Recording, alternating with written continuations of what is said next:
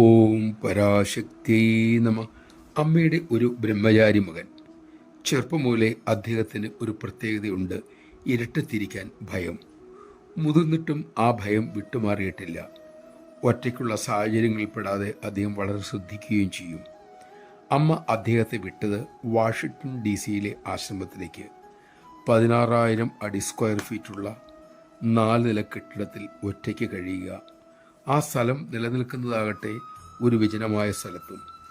ഭയം കൊണ്ട് ഞരമ്പുകൾ തകരുമോ എന്ന് തോന്നിപ്പോയി അദ്ദേഹത്തിന്. അമ്മയെ വിവരമറിയിച്ചു. തൻ്റെ ബുദ്ധിമുട്ടും പറഞ്ഞു. ശക്തി സ്വരൂപിണി അരുളി, ഭയക്കേണ്ട കാര്യമെന്ത്?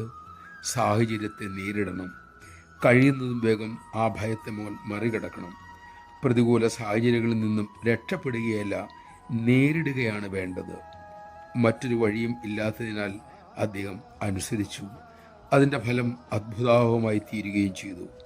പ്രശ്നങ്ങളെ നേരിടാനുള്ള ഉൾക്കരുത്ത് അമ്മയുടെ കൃപയാൽ തന്നിൽ വളരുന്നത് അദ്ദേഹം തിരിച്ചറിഞ്ഞു. നമഃശിവായ. അമ്മ നമ്മിലെ ദുർബലതകളെ ഓരോന്നായി പുറത്തു കൊണ്ടുവന്ന് കളഞ്ഞ് നമ്മെ ഉത്തമ സന്താനങ്ങളാക്കി മാറ്റുന്നു. ആ ബുദ്ധിമുട്ടേറിയ രാസപ്രക്രിയയിൽ നിന്നുകൊടുക്കുവാൻ നമുക്ക് സാധിക്കട്ടെ. അതിനുള്ള വിവേകം കരുണാമയി നമ്മിൽ ചൊരിയട്ടെ.